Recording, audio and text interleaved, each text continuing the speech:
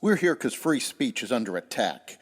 We're here because people are being convinced that socialism works. We're here because people are being judged guilty until proven innocent. We are fighting back with facts. This is not a safe zone, so buckle up, Buttercup. This is the raw, naked truth.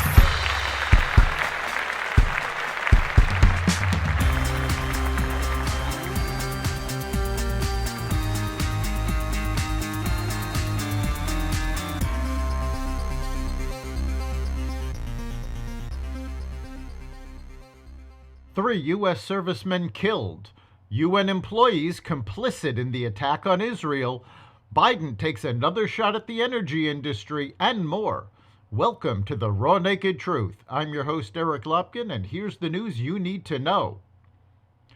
3 U.S. service members were killed and at least 34 were injured in an Iran-backed militia's drone strike on a base in northeast Jordan, U.S. officials said on Sunday, marking the first American troops killed in hostile action since the start of the Hamas-Israeli conflict in Gaza. A U.S. official said that the attack took place overnight at Tower 22, a small outpost near the Syria border. The drone struck living quarters for the troops, contributing to the high casualties, a U.S. official said. The strike, which was carried out by a one-way attack drone, signals an escalation in the fighting in the region. The President and Secretary of Defense said the U.S. would retaliate. Critics took aim at President Biden's Middle East policy, with Senator Lindsey Graham saying, "Hit Iran now," in a statement after the Sunday attack. Hit them hard. Biden said, "We shall respond," and vowed in a written statement to hold all those responsible to account at a time and in a manner of our choosing. Iran is claiming that accusations of its involvement in the attack are baseless.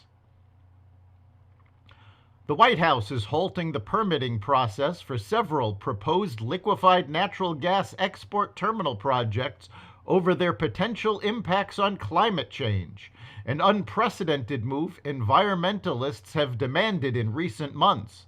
In a joint announcement Friday morning, the White House and Department of Energy said the pause would occur while federal officials conduct a rigorous environmental review assessing the project's carbon emissions, which could take more than a year to complete. Climate activists have loudly taken aim at liquefied natural gas export projects in recent weeks, arguing that they will lead to a large uptick in emissions and worsen global warming. As our exports increase, we must review export applications using the most comprehensive, up-to-date analysis of the economic, environmental, and national security considerations, Energy Secretary Jennifer Granholm told reporters on a press call. This action includes a pause on pending applications for exports of U.S. natural gas as liquefied natural gas to non-free trade agreement countries until the department can update the underlying analyses for authorizations. The U.S. is committed to affordable energy and economic opportunities for all Americans. We are committed to strengthening energy security here in the U.S. and with our allies, Granholm continued.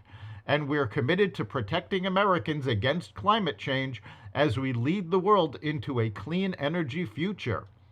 The U.S.'s hesitancy to provide liquefied natural gas to our allies has allowed Iran to sell oil and Russia to sell their fuel in order to fuel wars in the Middle East and Ukraine.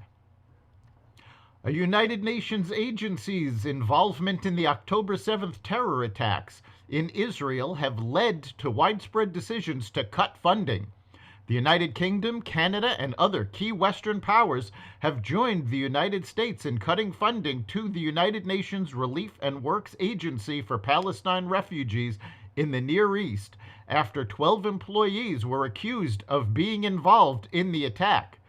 Germany, Italy, Australia, Finland, the Netherlands, and Switzerland have also joined the boycott following the accusations, which have already resulted in the termination of multiple staffers.